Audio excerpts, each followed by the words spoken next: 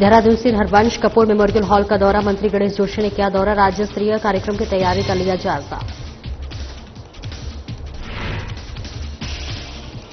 Shyampur police की कड़ी कार्रवाई, 20 बहुरूपी बाबाओं का किया गिरफ्तार, 2 महिला कॉलोनी में भी शामिल। प्राण कलगिर में ड्रोन के वायरल वीडियो का खुलासा, पुलिस ने किया वीडियो का खुलासा, ड्रोन उड़ाने के चलते चलानी कार्रवाई। विकासनगर में हिस्ट्री शीटर सहित 2 शातिर आरोपी गिरफ्तार, पुलिस ने 2 आरोपियों को किया गिरफ्तार, चोरी के माल के साथ दोनों आरोपी गिरफ्तार। और हरिद्वार में शराब पीकर वाहन चलाने के खिलाफ कार्रवाई, पुलिस ने किया ड्राइविंग लाइसेंस निरस्त, आगे की कार्रवाई में जुटी पुलिस।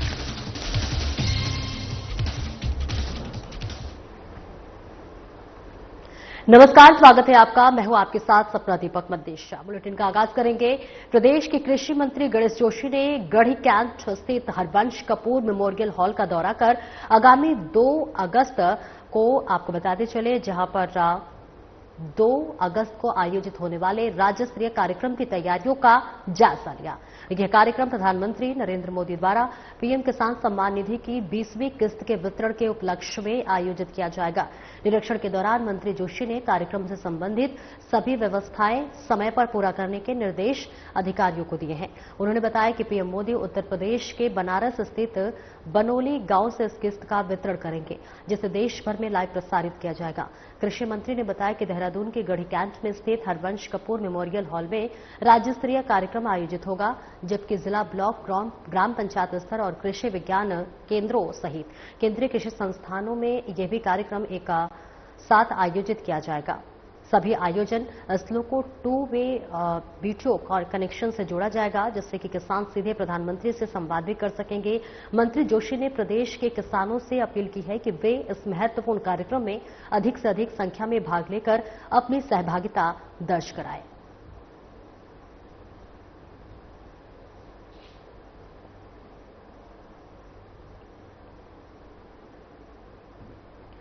और वही 2 महिला कालनेमी समेत 20 बहुरूपी बाबा भेषधारियों के विरुद्ध श्यामपुर पुलिस ने कड़ी कार्रवाई की है।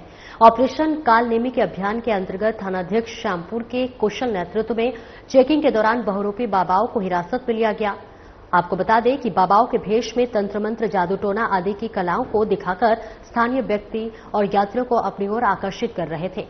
काफी भीड़ भाड़ होने के कारण बहुरूपी बाबाओं के कृत्य से स्थानीय लोगों और यात्रियों के भड़काने, उग्र होने की संभावना को देखते हुए थाना श्यामपुर पुलिस टीम ने चंडी घाट, नमामि गंगे घाट के पास और चिड़ियापुर के आसपास से 20 बहुरूपी बाबाओं को हिरासत में लिया है।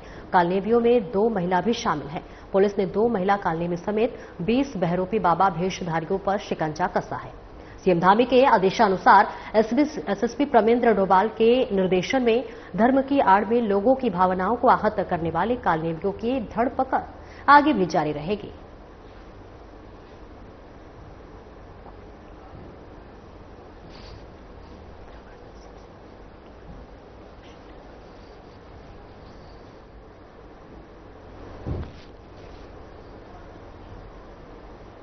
और वहीं उत्तराखंड में सबसे कम उम्र यानी कि 21 वर्षीय उम्र में प्रधान बनी एक महिला। जी हां, आपको बता दें 21 वर्षीय प्रियंका नेगी सबसे कम उम्र की प्रधान बनी है। प्रियंका बनी मुख्यमंत्री आदर्श ग्राम सारकोट चमोली की प्रधान। सीएम धामी ने सारकोट गांव को लिया है गोद। प्रियंका को प्रधान चुने जाने पर सीएम धामी ने शुभकामनाएं दी है। सारकोट ग्राम सभा की जनता को भी बधाई दी गई। तो वहीं मुख्य सेवक ने प्रियंका नेगी से फोन पर बातचीत कर हौसला बढ़ाया। देहरादून के लिए किया आमंत्रित। प्रियंका का प्रधान पद पर निर्वाचित होना सशक्त लोकतंत्र को दर्शाता है, सीएम धामी ने कहा। मातृशक्ति और युवाओं की क्षमता का भी प्रतीक है। सभी लोग मिलकर सारकोट गांव का करेंगे सर्वांगीण विकास और प्रगति। आदर्श ग्राम सारकोट की तर्ज पर राज्य के अन्य गांव का भी होगा विकास।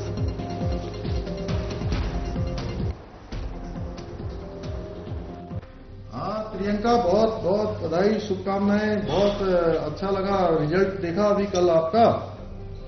जी सर, धन्यवाद सर। चलिए, बहुत अच्छा बनाना है सारकोट को हम लोगों को, है ना? जी सर। हाँ, बहुत अच्छा बनाना है। और आपने बहुत अच्छा कल स्टेटमेंट भी दिया कि हम लोग गांव को आगे बढ़ाएंगे, करेंगे, है ना? धन्यवाद सर। तो है ना। अब देहरादून तो नहीं आना है बीच में, कभी किसी दिन देहरादून अगर आना होगा तो फिर आना। मम्मी पापा साथ में कौन आते हैं? अच्छा पापा। हाँ, तो पापा को एक दिन लेके आना है यहाँ, ठीक है। मैं वहां बता दूंगा एक दिन पापा और आप लोग देहरादून आओगे तो यहाँ पर भेंट करेंगे आपको। मेरी बहुत शुभकामनाएं। पापा मम्मी को भी कहना, और ग्राम सभा चारकोट के सभी लोगों को मेरी बधाई। उन्होंने बहुत अच्छा चुनाव किया है और हमने बहुत उस गांव को पूरे उत्तराखंड का मॉडल गांव के रूप में चुना है ना वो। और ऐसा, हाँ, ऐसे जो सारकोट जैसे गांव हैं, मैं चाहता हूं कि उत्तराखंड के सारे गांव बने। तो सारे हमारे जिलों से, सभी जगह से सीडीओ या उनके कोई अधिकारी वहां पर 2-2 दिन के लिए सब लोग सारकोट देखने आ रहे हैं। तो अब हम लोगों को क्या करना है कि काफी काम अभी हो गया है, जो काम अभी छूटा हुआ है उस काम को भी आगे बढ़ाना है, ठीक है ना। और लोगों को रोजगार से भी जोड़ना है, स्वरोजगार से भी जोड़ना है। हमारी माताएं बहनें जो काम करती हैं उनके काम को भी और आगे बढ़ाना है। आप लोगों ने अच्छा वहां पर मधु पालन का, दूध पालन का, सब्जी का, है ना, बुनाई का, सिलाई का, ये सब काम भी जो है और आगे बढ़ाना है। चलिए, मेरी बहुत शुभकामनाएं हैं। चलो, बहुत मेरी शुभकामना। अच्छा रहेगा और अच्छा करो, खूब आगे बढ़ो, ठीक है। ठीक है, ठीक है, नमस्ते। और वही प्राणकलिया क्षेत्र में ड्रोन के वायरल वीडियो का पुलिस ने खुलासा किया है। वायरल वीडियो में कुछ बदमाशों द्वारा ड्रोन उड़ाकर इलाके में रैकी करने का दावा किया। वायरल वीडियो से आमजन में भय और भ्रम की स्थिति पैदा हो गई। घटना की गंभीरता को देखते हुए एसएसपी प्रमेंद्र डोभाल ने मामले का स्वयं संज्ञान लेते हुए तत्काल जांच के आदेश दिए। जांच के दौरान थाना प्राणकलिया पुलिस ने स्थानीय निवासी आलिशान और इमरान को थाने बुलाकर पूछताछ की। पूछताछ में आलिशान ने बताया है कि वह अपने निजी ड्रोन को अपडेट और परीक्षण के लिए उड़ा रहा था। इसी दौरान कुछ स्थानीय व्यक्तियों ने भ्रामक आशंका के आधार पर वीडियो बनाकर सोशल मीडिया पर बदमाशों द्वारा रैकी का दावा करते हुए वायरल कर दिया। कलियर थाना प्रभारी रविंद्र कुमार ने बताया कि पुलिस जांच में ऐसी किसी आपराधिक इच्छा की पुष्टि नहीं हुई, जिसके चलते पुलिस ने बिना अनुमति और नियमन के ड्रोन उड़ाने के चलते दोनों व्यक्तियों के खिलाफ चालानी कार्रवाई की, साथ ही ड्रोन को जब्त किया।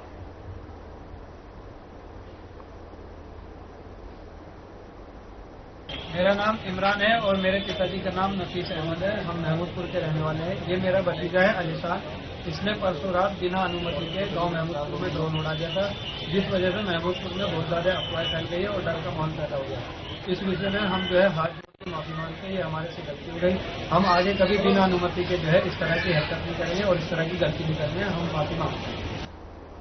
और वही प्रदेश कांग्रेस कार्यालय में प्रदेश प्रवक्ता जो है अध्यक्ष करण महाना ने प्रेस वार्ता की है। आपको बताते चले कि प्रदेश कांग्रेस मुख्यालय में यह वार्ता की गई है। प्रदेश अध्यक्ष करण महाना ने प्रेस वार्ता की, जिसमें मतदान के लिए राज्य की जनता का आभार जताया। जनता ने कांग्रेस के पक्ष में भारी मतदान किया है। कांग्रेस को जनता ने जो है बहुमत दिया है। कांग्रेस के वरिष्ठ नेताओं का भी आभार जताया। बीजेपी की कुनौतियों और निर्वाचन आयोग की कुरीतियों के विरुद्ध में जो है जनता ने मतदान किया है। हाईकोर्ट से सरकार और निर्वाचन आयोग की हो चुकी है किरकिरी। बीजेपी के वरिष्ठ नेता अपने ही बूथ पर हारे। हार के बावजूद भी बीजेपी कर रही मिष्ठान वितरण। चुनाव में आए परिणाम से कांग्रेस उत्साहित। चुनाव में बीजेपी ने अपनाए हर हथकंडे। 2027 में आएगी कांग्रेस की सरकार। किसी को भी किसी से डरने की जरूरत नहीं। धन, बल और छल बल के आधार पर बीजेपी ब्लॉक प्रमुख और जिला पंचायत अध्यक्ष बनाने में कामयाब होती है तो सीधा लोकतंत्र की होगी हत्या। बीजेपी की नीतियों से जनता त्रस्त।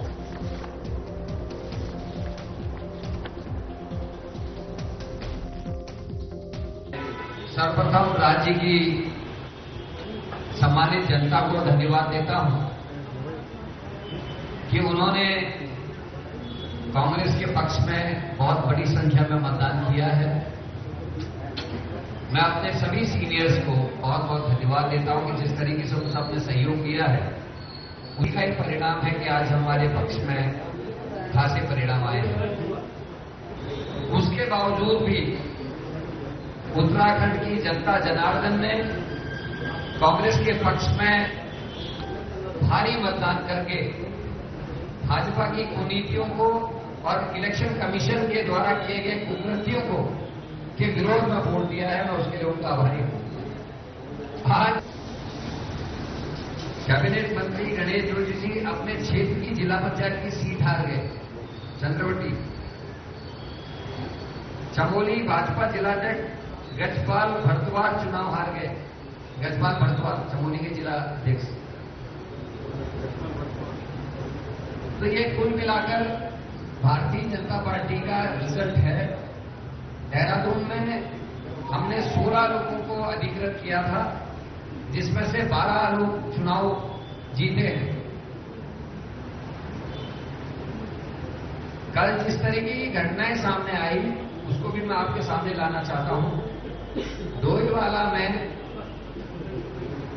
जी जो कांग्रेस की प्रत्याशी थी, उनकी 800 से ज्यादा मतों से जीत के बावजूद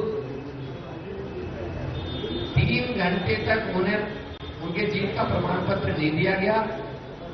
जब मैं आदरणीय सूर्यकांत धस्माना जी, हमारे एससी सेल के अध्यक्ष जी, हमारे महानगर के अध्यक्ष, साथ ही अमरजीत जी, हम लोग वहां पहुंचे और हम लोगों ने जब वहां बातचीत रखी, हमारे लोगों ने अब जाके उसको जीता डिक्लेयर किया। उसी तरीके से बागेश्वर में सविता आर्या जी जो कांग्रेस की प्रत्याशी थी, 900 के आसपास मतों से जीती, लेकिन उनको भी 5 घंटे तक सर्टिफिकेट नहीं दिया गया। जब वहां के जिलाध्यक्ष और साथियों ने आमरण अनशन की चेतावनी दी और वहां प्रदर्शन किया, तो उसके बाद उनको सर्टिफिकेट दिया गया। उसी तरीके से मुक्तेश्वर और अन्य क्षेत्रों से भी कर रहे हैं। और वही पंचायत चुनाव के रिजल्ट सामने आ चुके हैं, जिसके बाद बीजेपी ने जश्न मनाया है। जी हां, आपको बताते चले, पंचायत चुनाव के रिजल्ट आने के बाद से हर तरफ जश्न का माहौल है। तो वही आपको बता दें, बीजेपी प्रदेश मुख्यालय में पटाखों और ढोल नगाड़ों के साथ जश्न मनाया गया। धाकड़ धामी के विकास कार्य को देखते हुए जनता ने भाजपा के पक्ष में मतदान किया। विधायक खजान दास ने कहा, ग्राम पंचायत, क्षेत्र पंचायत और जिला पंचायत की अधिकतर सीटों पर बीजेपी प्रत्याशी जीते। ब्लॉक प्रमुखों और जिला अध्यक्षों पर भी बीजेपी का होगा दबदबा।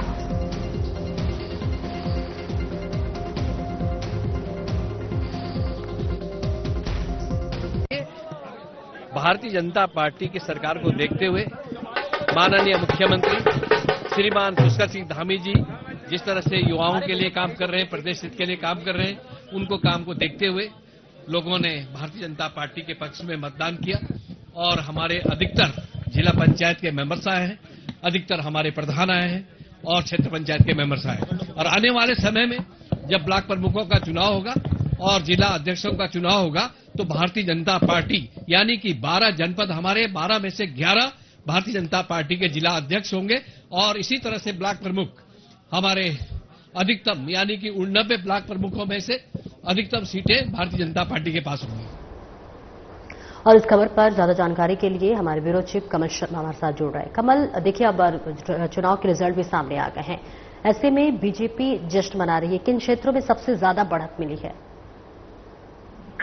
सपना कल कहें तो सुबह 8 बजे से मतगणना शुरू हुई और कई जगह अभी भी मतगणना जिला पंचायत अध्यक्षों की जारी है। कुल मिला के कहें दोनों ही पार्टियां, चाहे भारतीय जनता पार्टी के कांग्रेस कहें, लगातार दावा कर रही हैं कि हमारे प्रत्याशी ज्यादा जीते हैं। लेकिन सबसे बड़ी बात है कि ये चीजें इसलिए अभी पूरी तरह कंफर्म नहीं हो पा रही हैं। अगर हम कहें तो दोनों ही पार्टियां, राष्ट्रीय भारतीय जनता पार्टी हो, कांग्रेस हो, दोनों ने ही अपने सिंबल पे चुनाव नहीं लड़ाया है। समर्थन दिया था, लिस्ट जारी करी थी जिला पंचायत अध्यक्षों की, बीटीसी मेंबरों की। लेकिन सबसे बड़ी बात कहें, इसलिए अभी ये कहना मुश्किल है क्योंकि चुनाव आयोग इस चीज को बता नहीं सकता किसी कितने प्रत्याशी जीते हैं, सिंबल पे चुनाव लड़ा नहीं गया। पर दोनों ही पार्टियां, अभी आज भारतीय जनता पार्टी ने भी जश्न मनाया था यहाँ पर मुख्यालय में, और वही कांग्रेस के प्रदेश अध्यक्ष अरुण मेहरा ने भी प्रेस वार्ता करी थी। तो दोनों ही पार्टियां दावा कर रही हैं कि ज्यादा से ज्यादा सीटें हमें आई हैं। कांग्रेस का कहना है कि भाजपा को नकारा गया है इन चुनाव में और इसका इफेक्ट जो है 27 में पड़ेगा। वहीं भारतीय जनता पार्टी कहना है कि नहीं, 80-90% से अधिक सीटें हमारे पास आई हैं और जो जिला पंचायत अध्यक्ष जो मुख्य माना जाता है वो 12 जिलों में हमारे ही बनेंगे। तो कुल मिला के कहे दोनों ही पार्टियां दावा कर रही है, चाहे भारतीय जनता पार्टी हो चाहे वो कांग्रेस हो, कि हमारे ज्यादा से ज्यादा प्रत्याशी जीते हैं। लेकिन जब तक तस्वीरें साफ नहीं होती, क्योंकि निर्दलीय प्रत्याशी भी इस पर काफी आए हैं, इसलिए बड़ा थोड़ा सा कठिन है। 2-3 दिन जब हो जाएंगे, सारे प्रत्याशी निकल आएंगे, तब ये पता चलेगा कि किस किस के समर्थित प्रत्याशी ज्यादा जीते हैं। हाँ, पर इस बार एक चीज और निकल के आई है, जो भारतीय जनता पार्टी के जो वर्तमान में कई विधायक हैं, कई भारतीय जनता पार्टी के कई विधायक हैं यहाँ पर, और कहीं ऐसे बड़े वो भी हैं, उनके परिवार के लोग भी यहाँ पर हार चुके हैं। उसमें भी कहीं ज्यादा आंकड़े इस टाइम दिखाई दे रहे हैं, चाहे वो हम नैनीताल की सरिता आर्य की बात करें, चाहे दलीप रावत लेंचलोम की विधायक की बात करें, चाहे हम गढ़वाल में कहीं विधायकों की बात करें, तो कुल मिला के कहें ऐसे विधायक भी हैं और ऐसे लोग भी हैं जिनके परिवार के सदस्य, किसी की लड़की, किसी का लड़का और किसी की मिसिज, वो भारतीय जनता पार्टी के चुनाव हार चुके हैं। तो कहीं ना कहीं कांग्रेस इस चीज को लिस्ट जारी करके बता रही है कौन कौन से विधायक के परिवार के लोग हार चुके हैं। तो हम कहीं देख रहे हैं कि जैसे हम चक्रोता की बात करें, यहाँ पर कांग्रेस ने बढ़त बनाई है, देहरादून जिले में कहीं यहाँ कहीं बढ़त दिखी है हमें, और भी कहीं ऐसे गढ़वाल में कहीं ऐसे जगह और भी जगह देखे हैं जहां दोनों पार्टियां दावा कर रही है जीतने वाले प्रत्याशी हैं वो हमारे समर्थित है। तो इसका कहना भी बड़ा मुश्किल होगा। अब दोनों पार्टियां जश्न मना रही है, वहीं कांग्रेस भी, वहीं भारतीय जनता पार्टी भी, पर इसीलिए थोड़ा सा कंफ्यूजिंग की स्थिति है क्योंकि दोनों ही राष्ट्रीय पार्टियों ने इस बार सिंबल पे चुनाव नहीं लड़ाया था। अब समर्थन दिया था, समर्थित प्रत्याशी होते हैं। अब यही देखना है जब 2-4 दिन के बाद जब सारी पिक्चर जीत के आ जाएंगे और धीरे धीरे कहीं ना कहीं कैंडिडेट आवाज निकल के आएगी और जब बोलना शुरू होगा पार्टियों के बीच में आएंगे, तब पता चल पाएगा कि किसको कितना फायदा हुआ और किसको कितना नुकसान हुआ। पर ये जो है कि इस बार कहीं ना कहीं ये देखने को जरूर मिला है कि जो फायदा भारतीय जनता पार्टी को होना चाहिए था वो ऐसा कहीं दिखाई नहीं दिया। बिल्कुल, देखिए सभी पार्टियां जो है अपने अपने जीत का दावा कर रही है, लेकिन सबसे महत्वपूर्ण यहां पर यह बात हो जाती है कि जनता के मुद्दे क्या थे। तो क्या कहीं जो है स्थानीय मुद्दा या फिर जातिगत समीकरण कुछ देखने को मिला? क्या इसका खास असर देखने को मिला? हाँ, मैं कह रहा हूँ ना, सपना बिल्कुल कहें जिसमें स्थानीय मुद्दे तो होते ही होते हैं और साथ ही सबसे बड़ी बात हमने कहीं एक चीज देखने में दिखी है, जब जो विधायक हैं रूलिंग पार्टी के, उनके परिवार किसी की मिसिज, किसी का लड़का, किसी लड़की आ रही है, तो इसका मतलब यही है कि कहीं ना कहीं जो विधायक है उनका अपने क्षेत्रों में विरोध है और विरोध है, कहीं ना कहीं लोग उनसे नाराज दिखाई दे रहे हैं, तभी उनके परिवार के सदस्य जो है हारे हैं। एक तो ये चीज निकल गई है और साथ ही सबसे बड़ा हम एक चीज भी देख रहे हैं, कहीं ना कहीं जो हमें दिखाई दे रहा था कि जैसे नगर निगम के चुनाव थे, वहीं कहीं ना कहीं भारतीय जनता पार्टी काफी प्रत्याशी जीत के आए थे। पर इसमें कहना बड़ा मुश्किल है क्योंकि दोनों पार्टियों ने किसी को चुनाव निशान नहीं दिया था। चुनाव से किसी ने, कांग्रेस ने हाथ नहीं दिया था, भारतीय जनता पार्टी ने कमल का निशान नहीं दिया था। तो दोनों ही पार्टियां दावा कर रही हैं, दोनों पार्टी जश्न मना रही है, पर सारी चीजें जब पूरी तस्वीर साफ आ जाएगी 2-3 दिन में, जब लोग लिस्टें जारी होंगी, नहीं ये तो हमारे प्रत्याशी थे हमारे, तब ये पिक्चर क्लियर होगी। तो कुल मिला के कहें अभी भी असमंजस की स्थिति यहाँ पर बनी हुई है और दोनों ही राष्ट्रीय पार्टियां दावा कर रही है कि हमारे ही प्रत्याशी ज्यादा से ज्यादा विजय हुए हैं। बिल्कुल, देखिए अब 2027 में विधानसभा चुनाव भी होने वाले हैं। ऐसे में इस पंचायत चुनाव के जो नतीजे आएंगे वो कितना असर डाल सकते हैं? हाँ, बिल्कुल कहें तो कहीं ना कहीं, क्योंकि ये ग्रामीण क्षेत्र के चुनाव थे, गांव की सरकार हम इसको बोलते हैं पंचायत चुनावों को, तो इसका असर जरूर फर्क पड़ता है। क्योंकि अगर हम कहें तो 1 साल है और भारतीय जनता पार्टी हम देख भी रहे हैं एक तरह से चुनावी एक्टिंग मोड में आ चुकी है। तो अब यही देखना है, दावा कांग्रेस कर रही है कि नहीं, जिस हिसाब से नुकसान हुआ भारतीय जनता पार्टी को, इसका असर 2027 में दिखाई देगा। अब वही देखना है कि अभी 1-1.5 साल यहाँ पर पड़ा हुआ है, क्योंकि जनवरी-फरवरी में यहाँ पर चुनाव होते हैं, 27 में होंगे। अब ये देखना है कि इसका कितना असर आता है। अगर नुकसान भारतीय जनता पार्टी का, तो आने वाले चुनाव में वो कैसे मैनेज करती है, इस नुकसान कैसे भरपाई करती है और क्या नई चीजें लगती है, कहाँ नुकसान हो रहा है भारतीय जनता पार्टी को, उसको कैसे ठीक ठाक करती है। अभी समय है, पर अभी कहना है जल्दबाजी की, पर जब तक ये तस्वीरें साफ ना आ जाएं, क्या होता है कि सरकार की नाराजगी है या प्रत्याशी की नाराजगी थी या वह जो विधायक था उसकी नाराजगी थी, तो सारी चीजें जब पूरी निकल जाएंगी तो सब चीजें तय होंगी कि कहाँ क्या हुआ, फिर इसका आकलन किया जाएगा। पर अभी कहना बहुत मुश्किल है, पर दोनों ही राष्ट्रीय पार्टियां दावा कर रही हैं कि हमारे समर्थित प्रत्याशी ज्यादा से ज्यादा संख्या में जीते हैं। बिल्कुल, आप नजर बनाए रखें कमल, जैसे ही अपडेट आते हैं जरूर साझा कीजिएगा। बहुत बहुत शुक्रिया महत्वपूर्ण जानकारी के लिए। और आगे बढ़ेंगे, जहां कोतवाली विकास नगर क्षेत्र में झपटमारी की घटना को अंजाम देने वाले हिस्ट्री शीटर सहित 2 शातिर आरोपियों को पुलिस ने गिरफ्तार किया है। शिकायतकर्ता टीकम सिंह ने थाने में तहरीर दी। टीकम सिंह ने तहरीर में बताया कि अमर स्वीट शॉप के पास की गली में 2 अज्ञात व्यक्ति उनके 12,000 रुपए नगद, वोटर आईडी और एक एटीएम कार्ड छीनकर फरार हो गए। तहरीर के आधार पर पुलिस ने मुकदमा दर्ज कर आरोपियों की धरपकड़ के प्रयास तेज कर दिए और इसी के साथ प्रभारी निरीक्षक कोतवाली विकास नगर ने घटना के सफल अनावरण और आरोपियों की गिरफ्तारी के लिए टीम गठित की। गठित पुलिस टीम ने घटनास्थल का निरीक्षण कर आसपास और आने जाने वाले रास्तों पर लगे सीसीटीवी कैमरे की फुटेजों को बारीकी से चेक किया।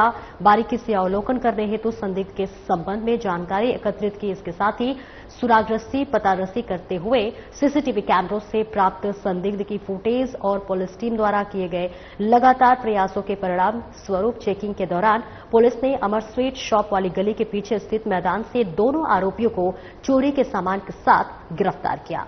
पूछताछ में आरोपियों ने बताया कि वह नशे के आदी हैं।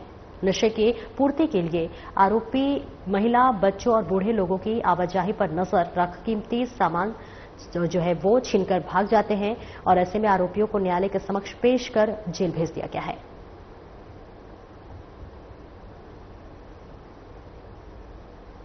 आगे बढ़ेंगे। हरिद्वार पुलिस ने शराब पीकर वाहन चलाने वालों के विरुद्ध कड़ी कार्रवाई की है। पुलिस ने वाहन सीज कर ड्राइविंग लाइसेंस निरस्तीकरण की रिपोर्ट तैयार की है। एसएसपी प्रमेंद्र डोभाल के निर्देशानुसार सड़क दुर्घटनाओं की रोकथाम के लिए नशे में वाहन चलाना, ओवर स्पीड, गलत दिशा से वाहन चलाना, रैश ड्राइविंग के विरुद्ध प्रभावी रूप से कार्रवाई की जा रही है और इस क्रम में प्रभारी निरीक्षक कोतवाली हरिद्वार के कुशल नेतृत्व में थाना क्षेत्रांतर्गत टीमों का गठन कर चेकिंग की जा रही है।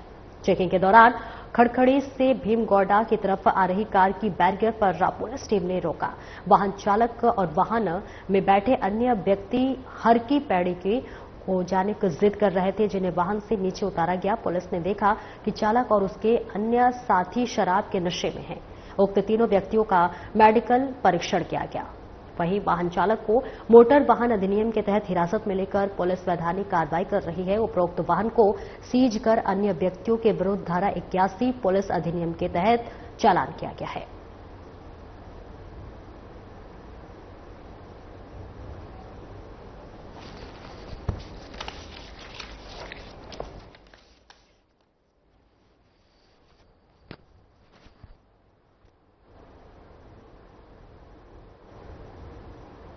और आगे बढ़ेंगे जहां उत्तराखंड में मानसून की बारिश लगातार जारी है।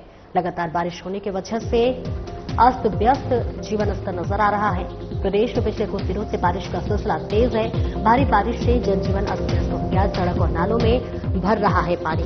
दून समेत 5 जिलों में भारी बारिश का येलो अलर्ट जारी किया गया है। 1 से 5 अगस्त तक कई जिलों में भारी से भारी बारिश की चेतावनी दी गई है। देहरादून, टिहरी, पौड़ी, नैनीताल, बागेश्वर में भारी बारिश के आसार नजर आ रहे हैं। बिजली गिरने और तेज गर्जना के साथ आंधी तूफान की भी संभावना है। निचले इलाकों में जलभराव और पहाड़ी क्षेत्रों में भूस्खलन की आशंका है। 6 अगस्त तक प्रदेश भर में तेज दौर की बारिश होने की संभावना है।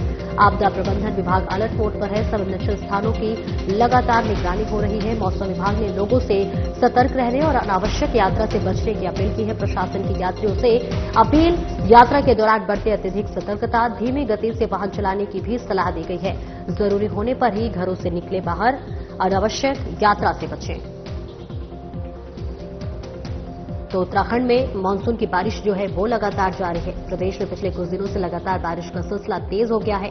भारी बारिश की वजह से जनजीवन अस्त व्यस्त नजर आ रहा है। सड़कों और नालों में पानी भरा हुआ है। दून समेत 5 जिलों में भारी बारिश के लिए येलो अलर्ट जारी किया गया है। 1 से 5 अगस्त तक कई जिलों में भारी से भारी बारिश के लिए चेतावनी दी गई है।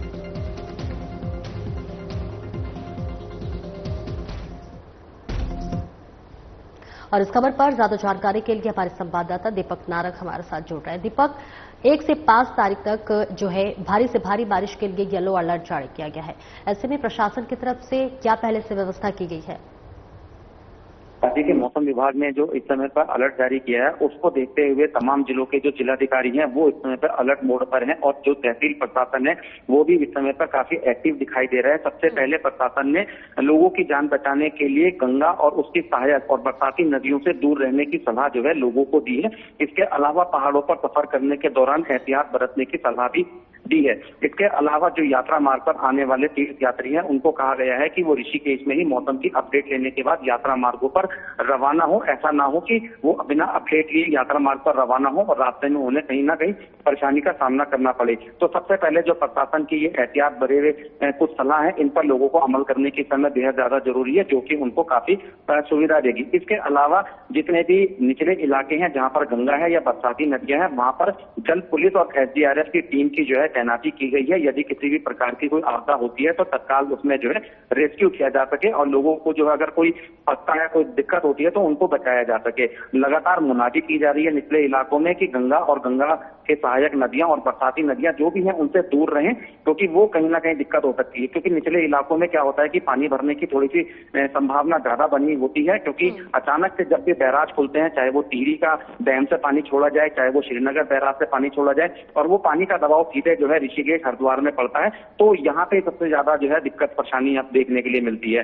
तो फिलहाल यहाँ पे प्रशासन की टीम जो है वो अलर्ट नजर आ रही है और किसी भी प्रकार की दिक्कत के लिए यहाँ पे जिला आपदा कंट्रोल रूम का एक नंबर भी जो है दिया गया है कि अगर किसी भी प्रकार की किसी क्षेत्र में कोई आपदा आती है तो वो जिला प्रशासन को जो है सूचना देकर के जो है मदद ले सकते हैं। अगर किसी वजह से जिला आपदा प्रशासन के नंबर पे बात नहीं हो पा रही तो जो पुलिस का 112 कंट्रोल रूम है उस पर भी और 108 कंट्रोल रूम को भी इसकी सूचना देकर के मदद प्राप्त की जा सकती है। महत्वपूर्ण जानकारी के लिए फिलहाल इस बुलेटिन में इतना ही। नमस्कार।